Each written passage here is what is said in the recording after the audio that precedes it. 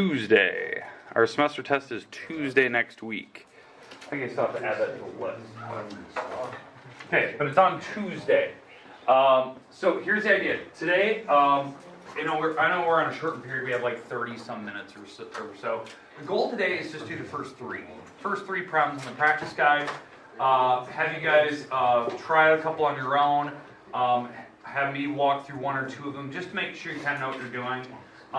I know the first picture is always faded. I know that you need to like fill it in. Like definitely on the semester test day, I'll make sure that in the actual box where the picture is, I'll make sure like if it's really hard to see on semester test day, then I'll put it up here just like this, and I'll show you what it's supposed to look like if we can fill it in. I know it gets a little faded in the middle. It's just how the printers work. So, but yeah, so semester test for us is next Tuesday. So hopefully you have enough time to kind of prepare for that. Practice guide is online in case you lose it. You can always reprint off a new one. So Haley, if you haven't grabbed one yet, make sure you grab one. But the goal today is just to walk through the review of the first three. And then the next, tomorrow we'll do the next three and the next three after that. And then the last day, which is Monday of review, because we'll review all the way up to Monday. I know we won't be doing, because I think there's only 11 problems in your semester test here. Yeah. 11 problems. So that means the last day we're only going to do two on the last review day. And we'll the rest of the time it'll be you can study, you can ask questions. I can put up a random problem up here and we can try one out. Something like if you want to see a specific one, like we'll try to walk through it. So that's kind of what we're going to do today. But again, it's meant to like basically test you on the main stuff you're supposed to learn. From chapter 1, 2, 3, and 4. Because that's kind of the chapters we went through. And I want to make sure that you can display that you know how to do it like very, very particularly. I know there's only 11 questions, but I want to make sure that you know what you're doing. I don't want to make it difficult. This is just, I picked random problems from the book that we had as homework. So you probably even recognize this problem. We did it in class one day. I'm not making up a random problem. I'm picking ones that we've done. So let's walk through these so that you kind of know how to do them. First one, it'll be a picture. And then there's going to be a series of questions about it. The big thing I'm checking for is notation. Do you know how to write a line? Do you know how to write a plane? Do you know how to write a point? I'm looking for like how many letters you're using, what kind of like symbol you're using out front, because that's the big thing I'm going to catch people on. Let's go to the first one. Name lines that are only in this plain Q. So this is plain Q. It's labeled with the capital letter or the cursive letter. So we have to name some lines that are in this. So for what I can tell, there's two. There's this one and this one over here. This one, if you can tell, is poking through the paper. So it's actually like it's coming down, it's poking through the paper at C like that. And then down here, eventually it hits H and it's poking through again. So it's really not contained on the plane, it's poking through it. So the ones that are contained, that are only on this plane, are this one and this one. So can somebody give me the name of this plane, or this line? N. Yeah, line N. So if you're going to write it with the cursive letter, you have to write line N like that. That's how I'd write it. Don't write this. And what is it, G? Don't write this. Can we capitalize the N? Yeah, that's fine. But don't write this. If you write this, I count it wrong. The reason why, N is not a point. It's the actual name of the object, so it's line N. Now the other one, the other line that's on Q, that one, what's the name of it? QN or line Q. Line Q. Line Q, you can use a small letter there. Or you could call it HL. So if you didn't like calling it line Q, you can call it HL with a little bar above it. And yes, if you forget the arrows on the bar, I do count it wrong. So if you're using the two-letter system for lines like that, you have to put the arrows above it. If you leave just a bar there, and you just do that, I will count it wrong. That is not a line. What you just drew is a segment. You have to put arrows on it. I'm that particular on this semester test. Okay, these are the same thing, these two. So you get to pick one or the other. I don't really care which one you pick. But that's kind of the idea. I'm going to ask you a series of questions. So those are how you write lines. There's two ways to write them. What's another one? Let's see. Name a plane. Okay, let's do that one. Let's do this one right here. Name a plane that contains N and T. So here's M, there's line M, here's T. What plane contains those? Plain Nope. R. R. The plane R. So you write plane R. I got these numbers. So plane R, or you could have wrote it plane A, B, C, E, F. So if you're going to write it with, with different letters, A, B, C, E, F, you can write it with as many letters as you want, but you have to put the word plane out front. Now, this is the weird thing. This is what always gets people. They always get weird up at like, why can I write R but I can't write A? A was an actual point. So if you name a point, you have to give me 3 of them, at least 3 or more. So that's why I wrote that. But if you give me the cursive line in the corner where there's no point there, that's just the name of it. It's kind of like when we named line N, right? It wasn't a point, it's just the name of the object. So it's the same thing with that cursive letter, R. So these things are the same thing to me, and I don't even care how many letters you use, but it has to be 3 or more. So if you pick 3, you pick any of the 3 that were on that plane. D is not on that plane, and then any of the ones on the bottom are not. So don't pick D, because it's up in the air. It's floating up here. Okay. Name the intersection of where lines M and T cross. Say it again? Point C. Point C, that's the answer. You have to write point C. That's where they actually crossed, it's right here. You actually have to write the word point. Point C.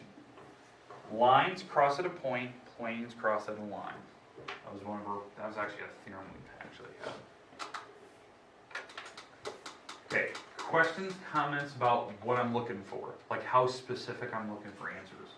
Now obviously on this one right here, they're asking how many planes you see on a picture. This one down here, name another name for line T. So you have to give me another name instead of just writing line T, you have to give me like maybe the 2-letter system. When you give me the 2 letters, give me the 2 letters, put arrows above it. Don't write the word line and put 2 letters, I count that wrong. So it's either the cursive letter or you have to write this. There's no mix between. Don't do this. I always make fun of people when they write this. That's wrong. It's not how you write lines. It's with the cursive letter or it's with the 2 letters with the arrows above it. That's the only way you can do it. Okay, questions on number 1. Okay, I'll give you 2 minutes. Finish number 1, write that down if you haven't already. On that top one, you can just pick 2 of them. I don't really care. So, okay, so I'll give you 2 minutes. Figure that out. Then we're going to move on to number 2. Remember, the goal today is to go through the first 3 problems. That's it.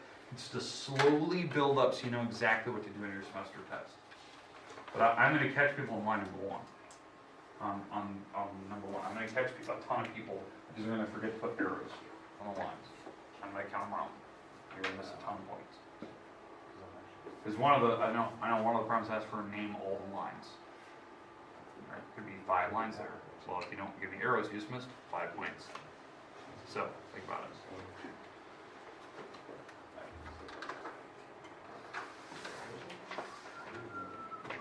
So take a minute or 2, figure that out.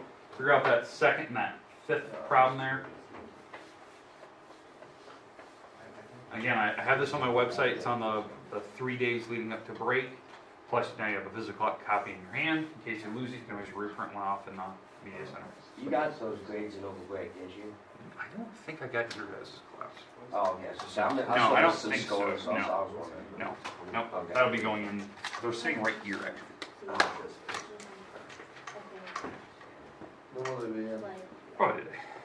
So that's the goal. If we have some time, I want to remember. Got it. I don't like number 6 already. So I don't like number 6 already. Number 6. Yeah. I didn't see. Oh, it's that one where you make me do every step. Oh, Yeah. okay, we're good with line number 1? Or problem number 1?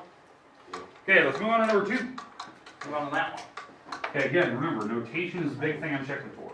So be careful on this on the line. It looks deceivingly easy, but you have to make sure you're reading the question you're giving your right answer. Okay, alright, number 2. Okay, you have to find the distance between the 2 points. Now I know that they got a little weirded out because the printer was kind of rough. But you have to find the distance. You have to use the distance formula, and yes, the formula is on the board on test day, but I will not tell you how to use it. So here's the formula that you'll be looking at. This is how you find distance between 2 points. It's a big radical, big square root. That's a symbol on your calculator, so you can type that in if you want. You don't have to. But I definitely recommend so you can double check, does it make sense? But what you have to do is you have to subtract the x numbers in the coordinates. So the x numbers are the front numbers. So you have to subtract those numbers from each other. And then square that answer so it turns positive and it's a bigger number. And you're going to add that to the difference of the y numbers. So you're going to subtract the y numbers. So the y numbers are the second numbers. So you're going to subtract those any order you want, don't really care. You're going to subtract the y numbers and square it. This, whatever you do and you find the square root in the very end, will give you the distance from that point to the other point. M to L or L to M, however you want to think of it. It's the actual distance. It's how many sticks there are in between. What I mean by that is what we're looking for is basically if this is a term of units, like how long it is from one space to another, right? That's a unit. It's how many units across are they until I get there. You know, is it 5 units across? Is it 7? Is it 2.5 units? Just guesstimate how big this is. I can count with my hands. Right? 1, 2, 3, 4, 5, 6, 6.5-ish. Maybe just ballparking it. I should be in the 6 range, for an answer. But let's plug in some numbers. So what are my x numbers? -2 and 4. Good. Let's put them in that order, the way you said that. -2 minus the 4, right? Because again, you have to subtract whatever the numbers are. I don't care the order. But if you put it 4, you have to subtract the -2. Okay? Alright, we have a big square root still. We have to add. Now what are my y numbers? -3 minus 0. Okay, -3 minus the 0. And again, you always subtract whatever the numbers are. Even if they're negative, you still subtract the negative. So in this case, -2 minus 4. And again, if you can't get that right, you have a calculator. They're in the back. Type it in. That should be a -6 if you type that in your calculator. And you type in -3 minus 0, you get -3. And you square those numbers. Now, when you square -6, and yes, notice I have it in parentheses. When you square -6, you get 36. -6 times -6 is positive 36. -3 times -3 is 9. That's what a square means. Square means you literally take the number times itself. That's what the little power 2 means. So, a lot of people forget that from algebra 1. This means -6 times -6. That's why it makes 36. And -3 times -3. So I get to this, and that number turns out to be what? 45? If I add that together. And then you have to take the square root of that number, whatever it is. The square root of it.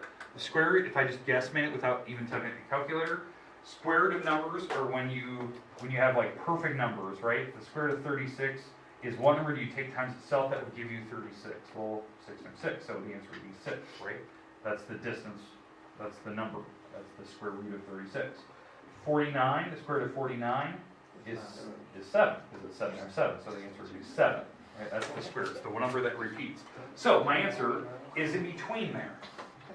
So it's a decimal 6 point something, because it's between 36 and 49. In fact, it's really close to 49, right? Square root of 45. So that means the answer is closer to 7, so it's going to be 6.7, 6.8, something like that.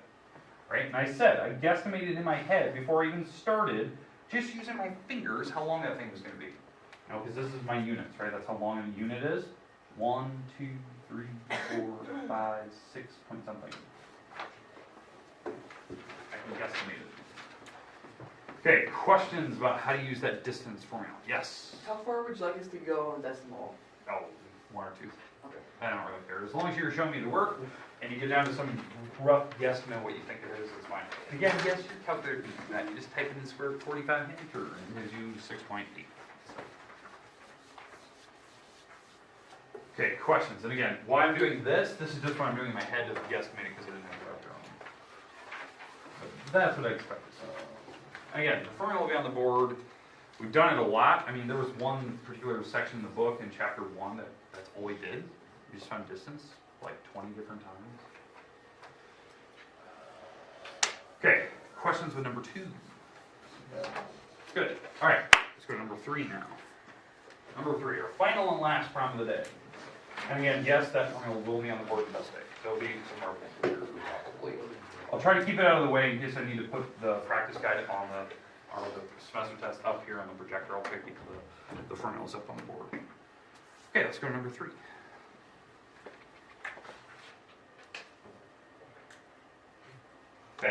So last problem of the day. This one I'm worried about. I know number one, I always catch people on it because of the line. Problem number two is if you know the formula and know how to use it. This is the one that I'm worried about for geometry this year. The reason why it has been very apparent to me that people do not know how to write angles. Like the 3-letter system, what the middle of that angle should be, what the wall should be. It's very apparent people do not know how to do that. Yep. So we need to review that right now, so you know how to do it. Okay? That's what we're going to practice, like over and over and over until we get good at this. Okay, so when they ask for certain things, like when they ask for the vertex of the angle, that's the dot right where that number is sitting. Okay, so when they say a vertex, I'm looking for a point that is right there, point blank, whatever the letter is. Okay, so at angle 4, what letter is sitting there? U. U, point U, that's your answer. Like that's what I'm looking for. That's a vertex. It's the dot right where that number is sitting. So what's the vertex at angle 2? Y. Y. Point Y. That's what you're right, point Y. What about at angle 3? Point X. Point X, perfect. Okay, so makes sense? Like I'm looking for, so if I say vertex, I'm looking for a point. Now, the sides, this one really hurts people. So the sides of angle 3. So you gotta go find angle 3, so here's angle 3, it's this angle right there. And that's angle 3, that's what makes angle 3. The walls are the ones I just colored in with my marker. So when you name a wall, you have to mean the actual ray of it. So the ray. So what is the ray of this one? WX. WX. So WX and the arrow is going towards X. Or sorry, towards W. Sorry, towards W. The reason why. The vertex is where the point is, right? That's the point where angle 3 is at. That should have the dot above it. The dot should be above X, that's your vertex. The arrow is going towards the other letter of that wall. So that's one wall, that's one of the sides. And what's the other side? XU. XU. And the arrow is going towards U, because the dot should be right where X is. Those are sides of angles. So what I always tell people to do, like if you're really struggling with that, whatever number I tell you, draw the walls. Like draw them with your pencil. So like for instance, what are the walls that make angle 2? Angle 2, right? Well, I would go find angle number 2. So here's angle 2. Yeah. That one for sure, which I heard Fred was saying what? XY. Okay, that one. That's one of the walls. And then this is the other wall to angle number 2. So when you name the walls of that one, like name the sides of angle 2, you write XY with the arrow going towards X, because that's the dot is the vertex, so Y should be the dot. And then the other wall would be UY. And the arrow should be going towards U. Because again, those are the walls for angle number 2. The vertex will always have the dot above it. The arrow should go the other direction. Okay, does that make sense, like how I do it? Just find a number. Alright. Okay, now, other ones like name another name for angle 2. If you gotta give it another name, that means you have to give it like the 3-letter system. The 3 letters. So at angle number 2, so here's angle 2, that's the one we were just talking about a little bit ago, this angle. When you name it, you have to use the walls to help you name it. So what are the 3 letters that make angle number 2? U, X, Y, X, Y. Yeah. U, X, and Y, right? U and X and Y. How I know that? It's what makes the walls. The walls were X, Y, and UY. So those should be the letters U, Y, and X. Y should be the middle letter because that's the vertex. That's where the angle 2 is actually sitting. It's the dot, the point where it sits. So Y should be the middle. And when I name it, I just call it like that. Y should be the middle letter. Now, let's do this again. So let's go, I want to know the name of angle number 1. Angle number 1. Say it again. XYU. I agree, there's an X, there's a Y, and there's a U. UX1. Yeah, but it should be those. The reason why, angle 1 sitting here, X is where angle 1 is, that should be the middle letter. The vertex should be middle. So you're right with the letters, X and Y. You had to put them in the right order. Not alphabetically, it's just X had to be the middle letter because that's where the vertex is sitting. You just take off a half point for that? Yes. Usually what I do is on something like that, I usually make those pronouns worth 2. Wow. So you put them in the right order, you give me the right letters. So I get 1 point. You would get 1. How did you? Okay. Do we need to practice that a little more? No. Okay. All right, let's go to the next one. Name another name for angle UXY. Well, that was the same one we just did a little bit ago. UXY. Angle 1. So this could be angle number 1. Or you could be that smart aleck that just switches the letters around. You can be that person. So name another name for angle UXY. YXU. It works. I mean, it's the same angle. It's got X in the middle, and you just switch the outer 2. It's still the same angle. You could be that person. So, but again, usually what I'm looking for is like the number system. Like give me the 1 number, and no, don't give me 3 numbers. 1 number. I know somebody did that last time I had that big chapter 2 test. Actually, chapter 1 test. Somebody gave me I asked for this angle UXY, and somebody gave me all the numbers for it. Not how you do it. The middle letters are important. Okay, we good? Now, the last question is one that there could be 3, 4 different things I could put there. Number 1, I could put name adjacent angles. Those are angles that are side by side. That's what adjacent means. So that way, you could just, if I want 2 adjacent angles, just give me 2 numbers that are side by side. 3 and 1. 1, 2. No. No. Okay, it's 3 and 1. Now, the reason why, you can't say 1 and 2. Adjacent needs to be this. Why do you keep using stupid reason? These are adjacent to each other. They're side by side. Okay, that's why 3 and 1 was perfect pick. 1 and 2 are not. 1 and 2 are like looking at each other. They're not side by side. They are not physically side by side like that. Okay, do you see that? Like 1's over here, 2's over here. They're like looking at each other. They're not side by side. So these don't count. So adjacent means side by side. Linear pair is kind of the same idea, but a linear pair means this. That the linear pair makes a straight line. They're side by side, they make 180, but they're still adjacent to each other. So like for me, if I had to name a linear pair, there's a couple different ones I could do here, but a linear pair, I would pick angle number 2, and I'd pick this one, this angle, which I didn't have a number sitting there. But that's a linear pair. They're side by side, and they make a straight line. They're adjacent to each other. So that could be another adjacent pair that you pick. Okay, because you can pick angle 2, and then this angle, which I would call this angle ZYU. ZYU. That's that angle. Okay, that's a linear pair. They're also adjacent to each other. I could ask for supplementary angles there. That makes 180. It's a linear pair, it's the same one, these 2. I could pick these 2, pick these 2, and yes, you can fill in numbers. I had somebody do that in the last test. They put in their own numbers in here. 6, 7, 8, 9. I thought it was pretty clever. And they filled in numbers and they used them. Fine and dandy. Okay? But supplementary means straight lines with each other, and then complementary is 90 degrees, perpendicular. You don't have to get those. Okay, questions about number 3. Okay, your goal right now is to finish 1 through 3 today. I know that you'll have about 5 minutes left here today. Your goal is to finish 1 through 3. Okay, and then tomorrow we're going to do 4, 5, and 6.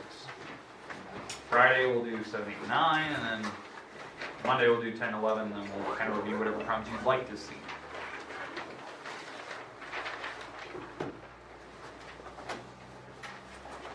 Test, when is it? Tuesday.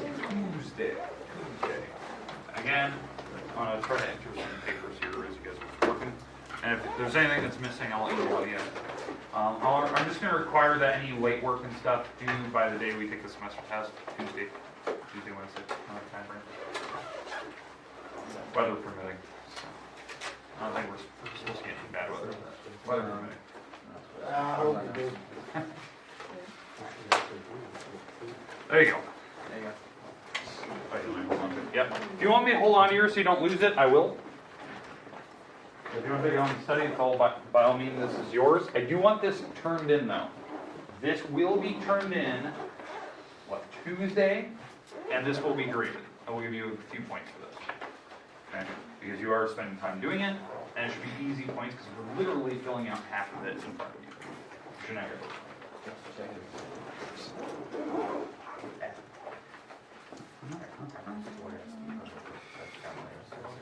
Hey, Boo, you still in wrestling?